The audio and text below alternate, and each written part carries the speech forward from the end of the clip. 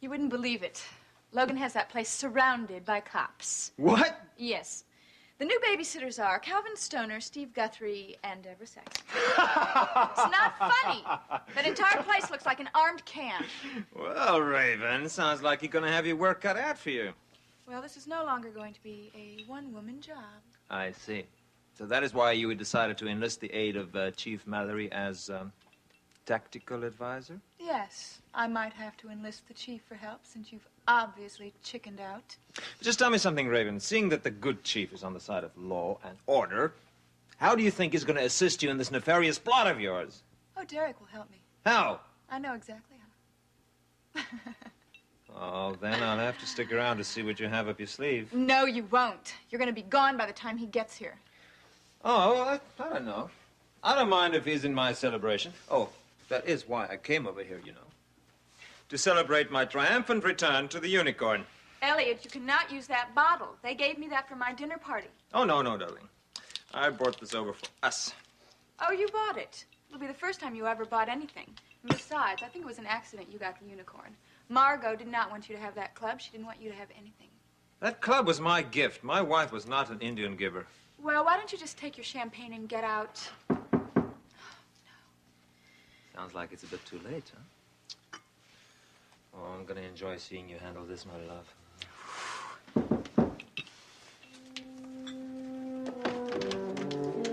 Hey, Derek, right on time.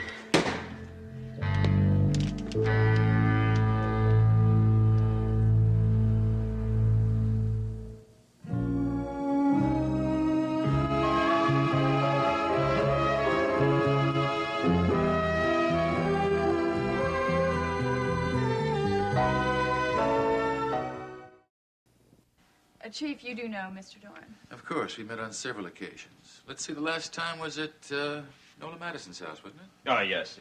Very unfortunate circumstances. Poor Nola. I hear that she has been confined to a mental institution. Terrible tragedy. Thank you for bringing this. Sure. Why don't you have a seat? Oh, thank you.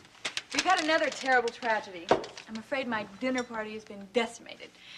I had planned on 6 people, and then one couple called, and they canceled, and then Elliot just came over and said that his girlfriend came down with the flu. Oh, that's too bad. Yes, it is. But he did bring a bottle of champagne as an apology. Thank you. I see. That's very nice. Well, I don't see why a dinner party can't be for 3 people. Yes, as I was just saying before Elliot was just saying that it's much better if it's a twosome. I tried to coax him into staying, but he refused. Or maybe if you coaxed me just a little bit harder. Oh, no. I think you're absolutely right. As much as I would love to share the company of 2 very handsome gentlemen, I think this is better. And besides, what would Charlotte say? Charlotte? Yes, Charlotte is Elliot's girlfriend. He was supposed to come here with her tonight, but she couldn't make it. He's mad about her, you know, but she's very jealous. Oh, yes. Jealousy is a very dangerous emotion, Chief. I've had a little experience with it myself. Yes, anyway, things turned out for the best because he has someplace very important to go tonight. Really? Where? The Unicorn. It's a beautiful supper club. Do you know where it is? No, I don't. But I must admit I'm not very familiar with Monticello's nightlife yet. Elliot used to run it himself, but now it seems he's come into full ownership. Isn't that wonderful? Oh, congratulations. Oh, yes. My wife left me this club as a small token of affection. I haven't seen it in months, so I have no idea what state it is in. Who's been running it? She left it in the hands of the employees. Not a good thing, in my opinion. Well, I'm sure that you'll just fix it all up, and then we can all go as a foursome. You and I, and you and Charlotte. Yes, if she ever gets over the flu. She sounded very bad over the phone, so I wouldn't be surprised if it changed into pneumonia, followed by instant death. Oh, Elliot, come on. You know how I hate sick humor. Really? Well, you two have a very pleasant evening. Thank you. Good luck with your club. Thank you. You'll enjoy the food anyway. It comes from the hotel kitchen. Oh, Elliot, get out of here. Bye. Give my love to Charlotte. Well, alone at last. Oh, not by our choice, however. I hope you're not disappointed. Here I'd planned a dinner party, and now you only get me. Actually, it's better, though, because we can get to know each other now. Yes. Why don't we start with a toast? There's only one champagne glass. Well, I guess we will just have to drink out of the same glass. Thank you. woman. Yep. I just would like to know where it's all going to stop. Well, the important thing is that Raven didn't get her hands on Jaimey. Now you see why I need you guys here so much. It's a heck of a situation, Logan. Yeah. Anyway, aside from Raven flying in and out, the rest of the day was a cinch. I mean, Jaimey and I got along like old buddies. And as far as the chores went, you know, the bathing him and the feeding him and the changing him. Bathing? You say you gave the squirmer a bath all by yourself? When I give service, I give service. Wow, you must. I'm impressed. This is sort of incredible. I remember my first day with... I remember my first month with him. I was afraid to touch him. I might break something vital. You gave him a bath. Well, you know what they say. Some of us have got it, and some of us... Jaimey's clean as a whistle and all tucked in. Hey, Logan, how you doing? Hello, Star. Some of us have got it, and some of us... Well... Nobody told me you were here, Star. That nobody. Well, it's a package deal. You get the both of us for the price of one. Been catching up on your television today, then, have you? No. I have been supervising, and I'm sure you're acquainted with how difficult a job that is. Ah, sure. I mean, look at the suit. I mean, I'm an executive. I know from supervising. Calvin was doing just fine, and then he panicked and called. Hey, I did not panic. I just got lonely. Well, thank you. Thank you both very much. And you thank Deborah and Steve for me. It means a lot what you're doing for me and Jaimey. Well, we're happy to do it, Logan. It's no sweat at all. Oh, by the way, did you get your telephone message from Nancy? Yes, I had forgotten. You, sir, have a dinner invitation this evening with the Cars. Yeah, I know about that. I'm going to have to pass. Geraldine doesn't get back till too late tonight. Oh, but you got another message from Geraldine. Oh, really? She says you are to go out and enjoy yourself because your babysitters will be right here and have their dinner as compliments of Mrs. Saxon. No, it doesn't seem fair. You've been here too long already. Are you kidding? And pass up a champagne dinner? Do you know how often we get to eat in a swanky hotel like this on my salary? Not very often. Look, give Nancy a call and tell her you'll be by. Oh, Hey, come on, they'll be disappointed Sure, if you go don't ahead. show up. So will April. Hey, I think she needs the company now. Well, it's all right. You talked me into it. You're very persuasive. Thank you very much. Here, I've got the menu and catalog here of room service. I Just think indulge we'll yourself. start with the wine. Oh, no, I want a filet mignon. Oh, that's fine. Well, I think for an appetizer, we should have stuffed mushrooms. No, perhaps. caviar. Oh, that's good, Logan. I know you've had a problem with babysitters, so I'm glad you were able to solve this one. Oh, yes. You're doing just fine. We're all looking forward to seeing you. All right. Bye-bye. Logan can come to dinner. He's leaving now. Oh, I'm glad to hear that. Oh, yeah. So am I. Oh, you know, it's odd how comfortable I feel with Logan these days. I really don't know why, but I don't know. Maybe it's because he was Draper's best friend, and it kind of makes me feel like there's a part of Draper around. And, of course, he's quite a guy in his own right. Yeah. Listen, speaking of trouble, he's been having a lot of troubles of his own. How'd he sound on the phone? Oh, in fine spirits. Well, I hope he brings some of that along. I think you could use a little cheering up, young lady. Oh, thank you. Yeah, you do seem a little preoccupied. Well, I think I know why. This afternoon at the office, April and I went over some details of her mother's estate. One of them concerned Elliot Dorn. Oh, what has he got to do with the estate? He wasn't in the will, was he? No, but unfortunately, Margot forgot to change the title to the Unicorn, which means that Elliot still owns the club. I see. Yeah, and it kind of upsets me, to say the least, that Elliot benefits one iota from Margot's death. Agreed, but the club is definitely his to do with as he pleases. Huh. Well, are you going to contest it? I would love to. So would I, but the legal position is quite clear. It would be difficult to prove that Margot meant to change the title. Also very messy. I guess it's not worth all the trouble. I don't know, I just hope that the club is a complete failure. It's what Elliot Dorn deserves. Look, I admit it. I am bitter. True, you don't have any reason to like the man. No, I don't. But I guess it's not worth worrying about it. I can't or I won't believe that the Unicorn will do him any good. I have to take faith in the hope that, that there's some justice in this world. I've got to do that.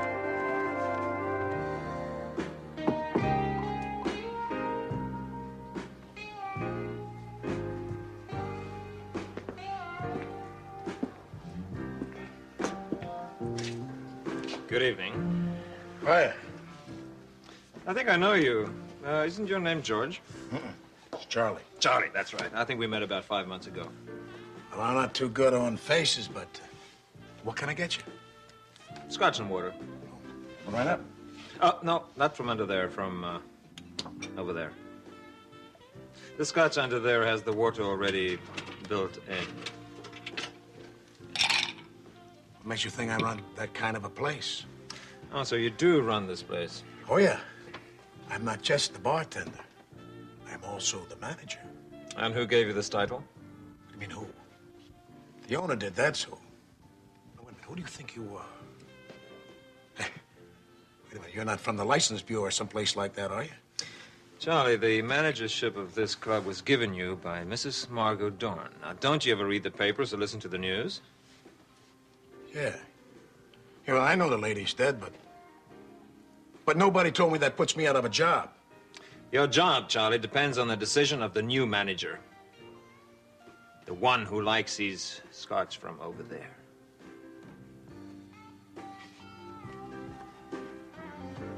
Well, yes, sir.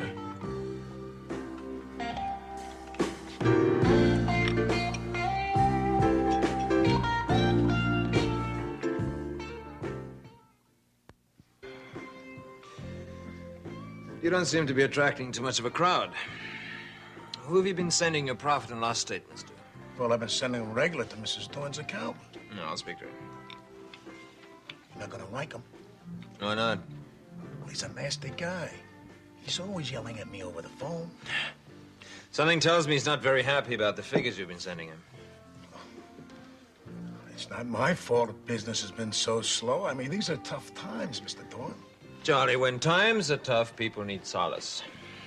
They need to have time to get some enjoyment out of life, to have a drink, to see some entertainment, to forget their misfortunes. Hey, Oh, my. get me another drink. That's enough. Get out, please. Huh? Okay. This is just a cheap dive anyhow. I'm just trying to run this place. I mean, take care of the customers we get. Now, that's all I can do. Yes, Charlie. I know it's all you can do. I know. But I'm going to have to do something more if I want this place to turn a profit. For one thing, I'll be drawing a salary. You're kidding. Excuse me, Mr. Dorn, but... Well, Mr. Higgins, now, he's the accountant. Now, he wouldn't even let me hire another waiter because we couldn't afford it. Not even one waiter. Fill this up, Charlie. I think I'm going to need it. It's empty. Even the good stuff is gone. That's why I gotta use the bar booze all the time. Listen, Mr. Dorn. This place is on its knees. So this is my darling wife's legacy.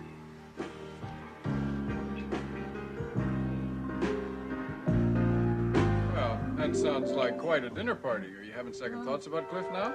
Well, I must admit that my impression has changed somewhat. I had met Cliff Nelson mainly at meetings or in the courtroom before. However, you get an entirely different view of him when you have him in your own home. Nancy, you are the soul of diplomacy. No, I'd thought about warning you about Cliff's little peculiarities, but it didn't seem fair somehow. He has so many good points, as a lawyer anyway. Well, he must be a good attorney to be number 2 man in your office. Probably. I don't know. I just can't see Mike with a man like that. Look, my ill will towards Cliff Nelson has nothing to do with Draper's trial. Actually, it was his trial work that impressed me most. When he does his job, he does it very well. If you can put up with the sideshow, you got yourself a heck of a lawyer. I'm convinced of that. But of course, he would never really replace Draper. No. Would you excuse me? I think dinner's about ready. Oh, I'll give you a hand. No. Everything's under I'll take control. care of that, Thank you. Logan. Sure? Thank you. Okay. Lady of leisure. Apples and cheese, I love them. So how you doing? Oh? There's not much new in my life. What about you? Yeah. Oh, listen, have you thought anything more about what we were talking about the other day? I mean, Raven's recently discovered maternal instincts? Come on now, Logan. I don't want you to get the impression that I'm taking sides. It's the last thing in the world I intend on doing. Of course not, of course not. I don't want to put you in the middle of a slugfest either, okay? Well, I certainly hope it doesn't come to that. I don't think it will. If Raven has any common sense at all, she's got to realize that she's not going to win this one in court, not after everything that's happened. Oh, well, All right. Look, you know more about all this than I do. Oh, you know as much as I do. You and Draper were prime witnesses to her irresponsibility. No, I didn't mean that the way it sounded. I'm not going to ask you to be a witness in court, okay? Probably won't even come to a custody battle, you know? As long as I hold on to custody of Jaimey anyway, and I fully intend to do that. I got some help now. You don't know this, do you? What? I have got Deborah, Steve, and Calvin Stoner babysitting for me. Are you kidding? No, I do. I know it can't go on forever, but they promised to set me up with this woman, an ex-cop and a grandmother who's going to look after him. Sounds perfect. I don't know, Logan. It sounds kind of bitter to me. I think that's what's bothering me, the thought of Jaimey growing up in an atmosphere like that. Well, not crazy about the idea, but what other choice do I have, huh? I mean, I can hope that Raven will behave like a reasonable person. I can hope for world peace, a 1% inflation rate, a visit from the Easter Bunny. Would you? Come on now. You can't take such a negative attitude towards this. You have got to try to be positive about it. You're right. Thank you. I tell you what I'll do. I'll take your suggestion. I'll call Raven, see if we can sit down and discuss this whole thing like a couple of sensible people. Well, good. I'm glad. If not for your sake, for Jaimey's. But I have to tell you right up front, I don't hold out much hope for the outcome of this whole thing.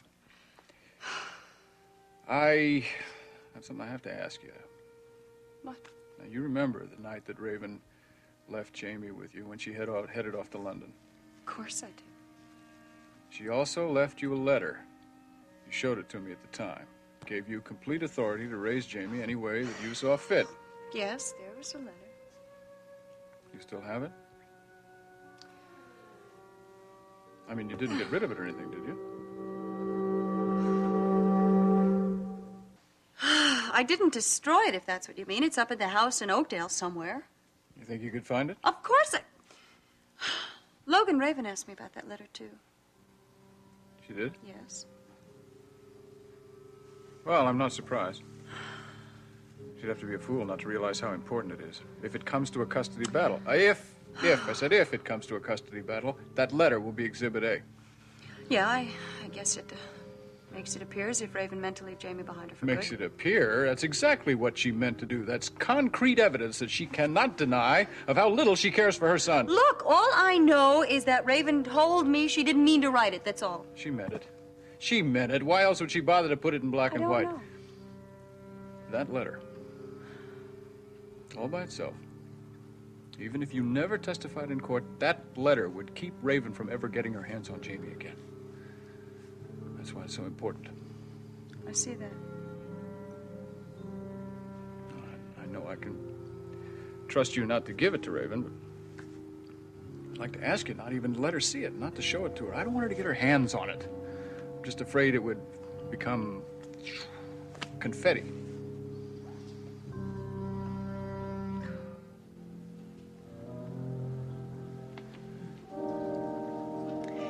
Anyway, my mother is an American. Her husband is British, and he's my stepfather. And you want to know something funny? What? I dated him before she did. It's true. I met him at a party in New York, and we were a very hot number for a while.